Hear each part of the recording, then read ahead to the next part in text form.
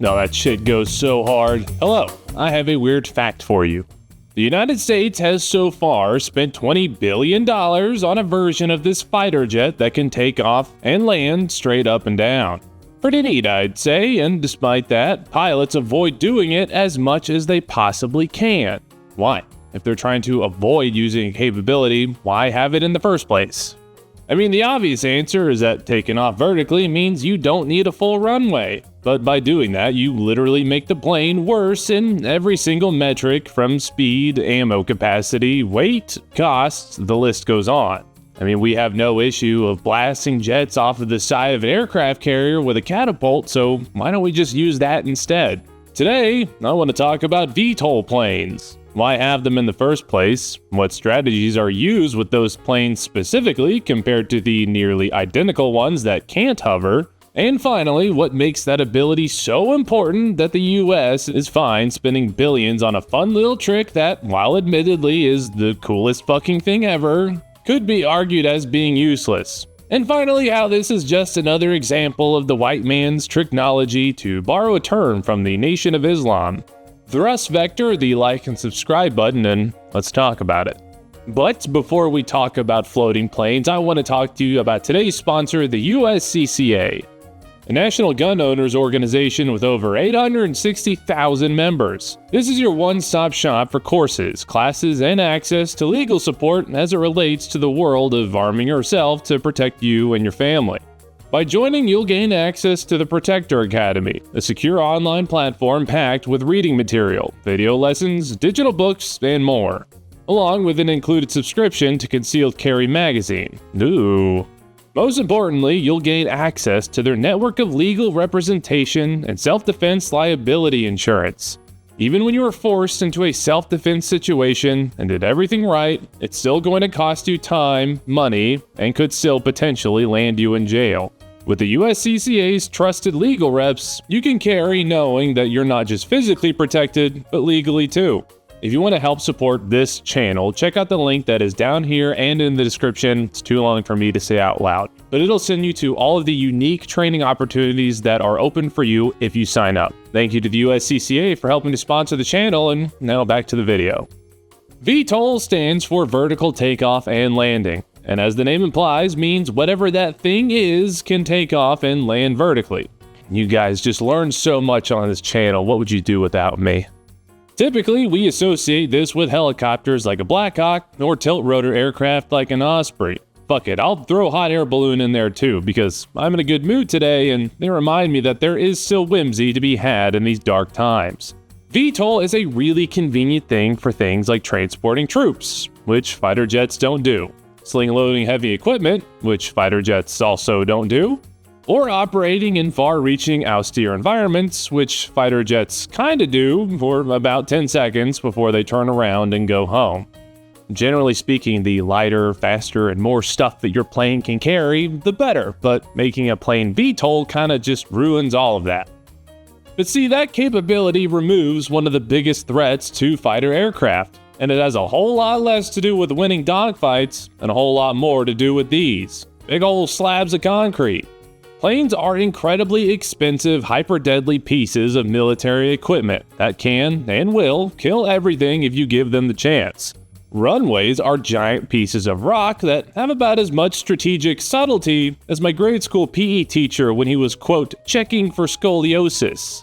And on that day, I truly learned how far south my spine went. Landing strips, at least the ones not on top of giant boats or on your favorite stripper, don't move. I really gotta spread my jokes out more in these scripts. Giant stationary pieces of infrastructure make very, very, very easy targets. No surprise there. Also, planes live at the airport. That's kind of their thing, meaning your billions of dollars worth of planes sitting in a hangar are the easiest target in the world, along with all their fuel and ammo. But you don't actually need to attack the planes themselves to get the job done. That's because you can just shoot the runway. One explosion crater in the wrong place can literally make that entire strip totally useless to the now stuck fighter aircraft. Israel used this back in the day when they conducted a preemptive strike on Egypt, essentially wiping out their air force while it was still on the ground. and Ukraine regularly hits Russian planes sitting next to their own tarmacs. Alternatively, you can also fire half of your entire country's arsenal of Tomahawks at a single target to make craters in the runway. I have qualms with that movie, and while that is one of them, my biggest one is that everyone thought I originally grew a mustache to look like Rooster. Even if the damage you inflict on the runway is repaired after just a couple of days, that's 2 days to make a big offensive push while the generic foreigner you're fighting against has degraded air assets. In the world of helicopters, this is solved by something called a FARP, or Forward Arming and Refueling Point. These are flexible, mobile locations that helicopters can land, typically just in a random field or tree clearing, where they can get more gas and ammo for the chain gun. FARPs are designed to be as mobile and flexible as possible, because they make juicy targets for things like rockets, artillery, or just anything. But they also make it so that the aircraft have a place to land and take off from that the generic bad guy people haven't figured out where it is yet. The closest thing traditional planes have to this is the Swedish practice of just using highways as decentralized runways. It works well for what their military is designed to do, but requires that the country you're fighting in and around has the massive infrastructure already in place. And this was the problem that engineers were trying to solve way back in the 1950s. How do we keep our planes from being sitting ducks at obvious, easy-to-hit targets, and provide air support in areas out of range from full-on airports? Having the ability to not be physically tied down to the location of a giant pre-made airport opens up a whole bag of strategies that you wouldn't have had otherwise, but more on that later. That was my attempt at a cliffhanger. Both the Western world and USSR denizens hopped on the trend, with the Brits developing the Harrier and the Soviets building the Yak. Spoiler alert, one saw decades of warfare, and the other only lives in short Wikipedia articles and video games. The Harrier at the time was the only legitimate VTOL-capable strike aircraft, hitting air fleets back in 1969, and was designed as a multi-role fighter. Multi-role here meaning it can dogfight and it can drop bombs, but absolutely falls into the master of none category of aircraft. But spending money and designing your VTOL aircraft to be a multi-role makes a lot of sense. That's because you need a lot more stuff in order to make it take off straight up. For the Harrier, that took the shape of vectored thrust using 4 swiveling exhaust nozzles. That means extra weight, and the more internal space taken up by hovering stuff rather than things like more ammo, fuel, or anything else you'd want to cram in there. That gives you 2 issues. Number 1, more weight and less fuel space means you can't fly as far or carry as many munitions. Obvious problem there. And 2, a true vertical takeoff can take up to 3 times as much fuel as a traditional one, and those already take up a lot of gas. For reference, a Harrier, while hovering, burns a gallon of fuel every 4 seconds. This is why vertical takeoffs are actually avoided as much as possible. You don't want to burn up all of your fuel before you even get started going to your objective. If given the option of performing a traditional takeoff, pilots will choose the latter every single time. Typically, VTOL aircraft will aim for an STOL, or short takeoff and landing.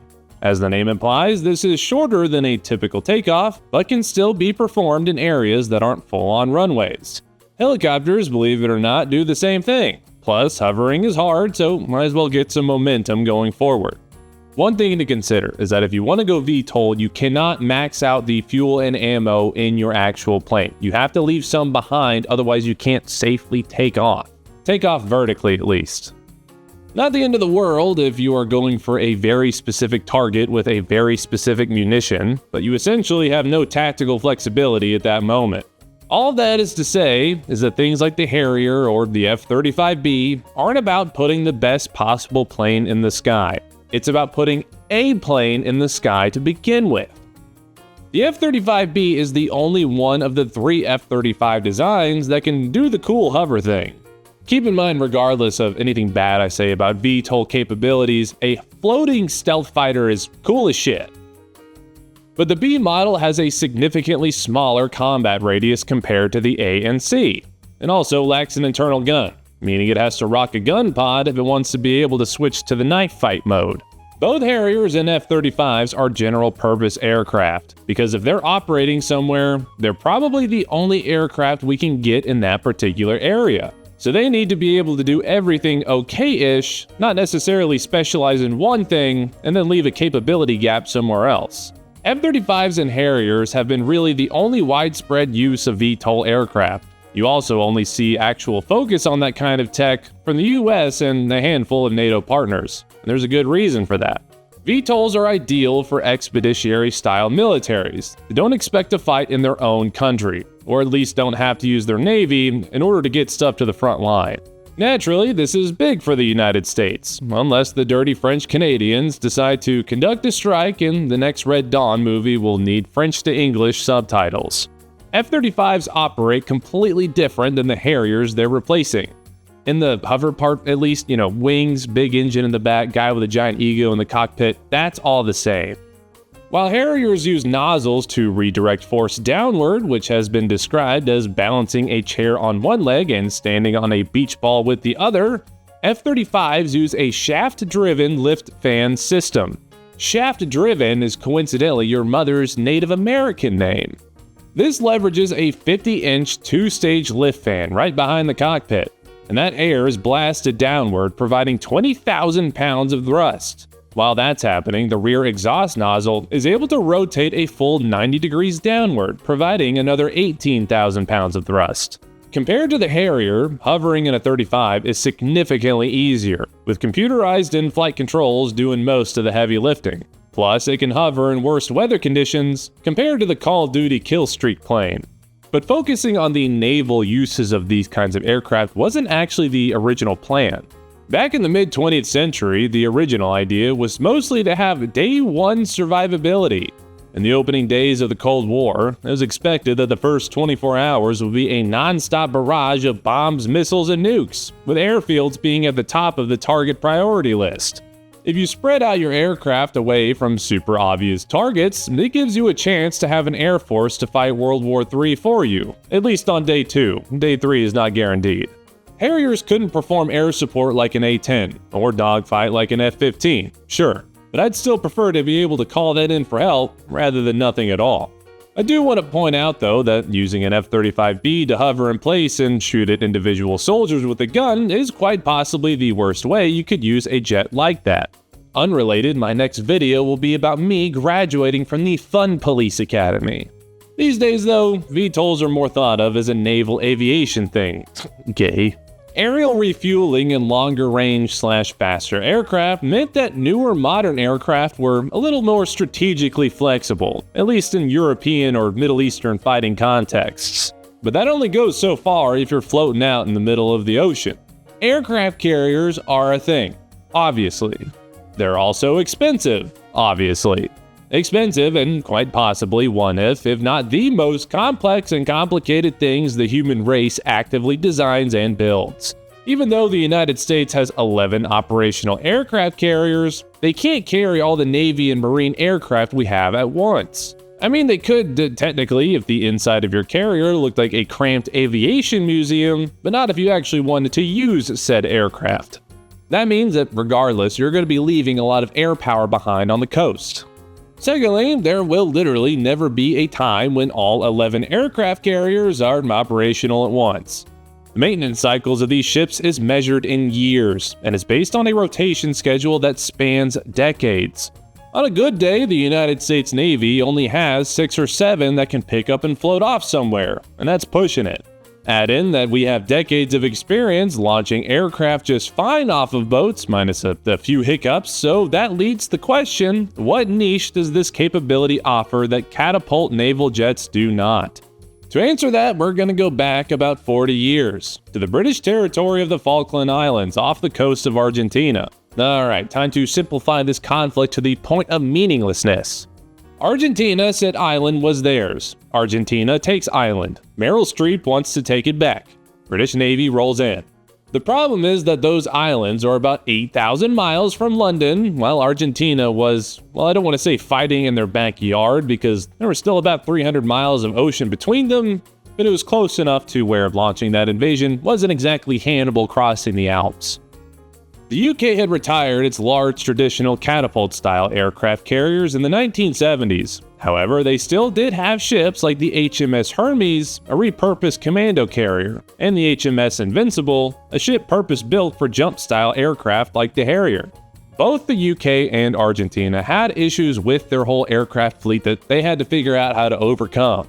The British had bombed the Port Stanley airport, forcing Argentina to base its aircraft further inland. Combine this with the fact that most of their planes lacked mid-air refuel capabilities, it led them to only having 5 minutes of flight time over the actual islands. The British, on the other hand, had to concern themselves with Argentina's anti-ship missiles, and while they weren't parked right next to the beach necessarily, they were still close enough to where their own Harriers were able to have at least 30 minutes over the island. That might not seem like a lot of time, and it's not, but it was the difference between controlling the airspace and reacting to the airspace. Having those VTOL aircraft meant that there was a way to project air power when it wasn't feasible any other way. Despite being outnumbered because they had to take on the entire Argentine Air Force at once and having no AWACS support, Harriers won every single air-to-air battle that they encountered, and not a single one was lost to another enemy plane. Despite contemporary reporting at the time, the British pilots did not in fact use VIFing in order to catch the enemy pilots off guard. Not to be confused with yiffing, which is something I can only talk about on the members-only section of the channel. VIFing I can talk about here, and it's the idea that if you're being tailed by a bogey aircraft, you can transition from normal flying to hovering style flying in order to pull insanely tight turns. The idea is that the enemy aircraft will overshoot you and now you're on their tail. That ability has never actually been used in combat, and is, as this article puts it, an interesting technical capability with virtually no real-world utility. A tactical party trick, if you will. I mean, it didn't even work that great in Battlefield, so I'm not surprised it doesn't work in real life either. Unfortunately, the ability to hover does not actually grant any tactical advantage directly to the aircraft. It's a macroeconomics and theater level capability. And that is why there are 3 different F-35 models in the first place. The Air Force uses the A model, specialized for traditional flight, and the Navy only uses the C model, specialized for catapult launching and naval air defense. The only F-35Bs you'll find are in the US Marine Corps, at least if we're only talking about the United States.